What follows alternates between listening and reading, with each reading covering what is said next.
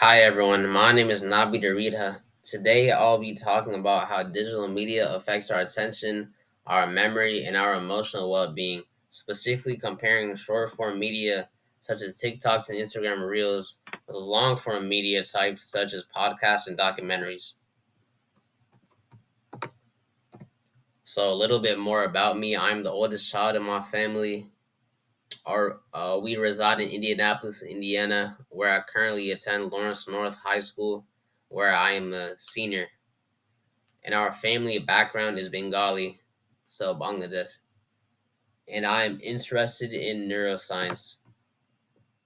I'm interested in neuroscience because we don't know everything about the brain, despite it being very crucial to our body, because we rely on our brain for everything, for motor functions such as moving, for our emotions, our memories. It all relies on the brain, and it's like a very crucial aspect of our lives.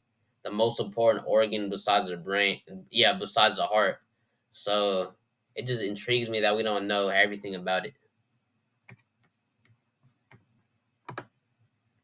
Oh, and also I did this project because the period before being enrolled in Polygence, I was like every single summer I've been like heavily addicted to my phone, and I've been experiencing some like attentional issues. So I just wanted to see if there's like a direct correlation between your phone, between like social media and attention. Uh, yeah. So attention span is a length of time we can focus on a task without getting distracted. Over the past decade, the way we consume media has changed dramatically. Around 2008, 5 to 15-minute YouTube videos were considered short, but now, in 2025, videos under a minute dominate platforms like TikTok and Instagram Reels. This shift makes it important to understand how different types of media influence our ability to focus, learn, and regulate our emotions. All right, so the two sides of the digital coin. Short form content is quick and entertaining. Videos under a minute, or either videos under a minute or videos that are under a minute, which are either memes or tweets. They provide fast dopamine hits, keeping our brains engaged, but encouraging shallow thinking. Long form content such as podcasts, documentaries, or extended lectures requires sustained attention and promotes deeper thinking and strengthens memory. Each format has unique effects on our cognitive health. All right, next slide. So, who's consuming what? Like the different audiences. So different generations consume these media differently. Gen Z dominates short form platforms, spending hours daily scrolling for entertainment. Millennials mix entertainment with education. Gen X and boomers are slowly adopters, mostly using long form or curated nostalgia content. These trends show how media consumption is shaped by both age and cultural context. So I didn't include Gen Alpha in here, but basically the same as Gen Z. So the younger they are, the more they want dopamine hits.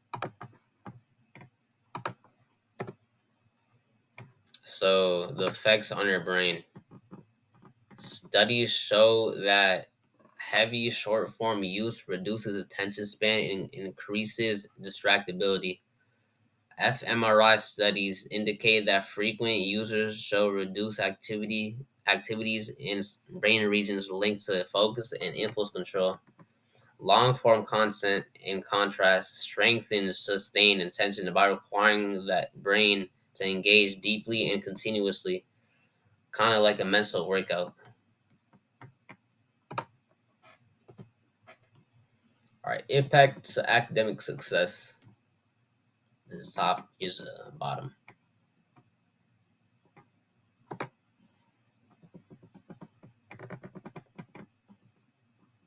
So, short form media can negatively affect academic performance by fragmenting attention and disrupting knowledge retention.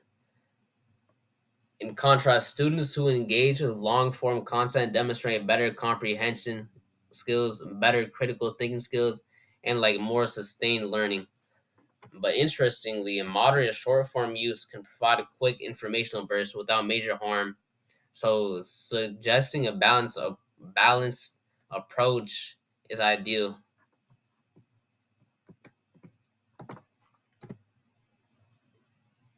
All right.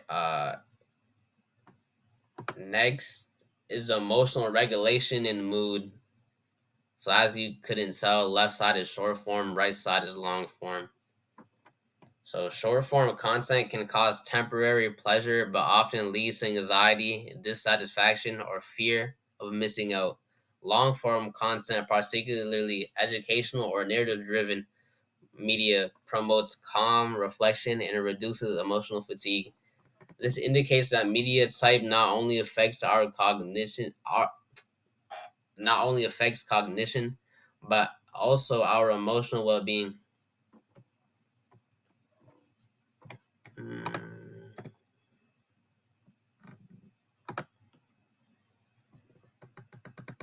Short form platforms are highly addictive because they provide algorithm driven rewards at unpredictable intervals, leading to compulsive checking behaviors. Users often experience social media fatigue, forgetfulness, and reduced memory. Long form content is less habit forming but can cause fatigue if consumed excessively without breaks, reinforcing the need for balanced use.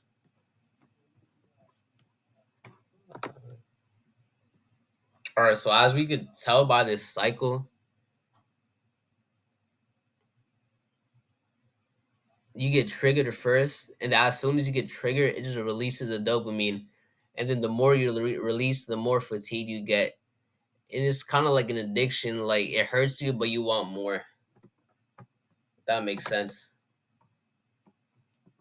All right, so in summary, short form content is entertaining and stimulating, but can harm you. It could harm memory, attention, and mood regulation.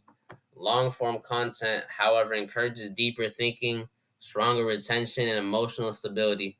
The most effective approach appears to be a hybrid, using short form content for quick engagement and long form content for sustained cognitive development.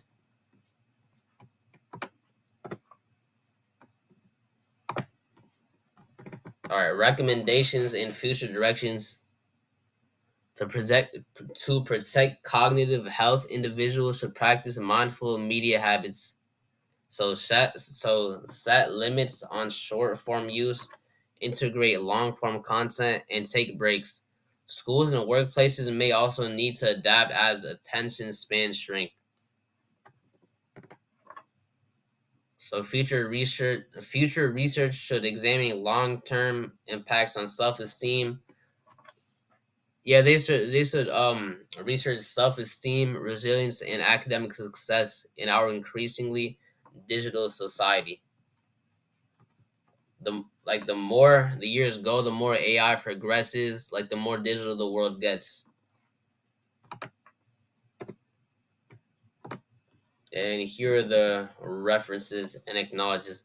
I would like to thank my mentor Grace for making it easier for me to grasp the concept.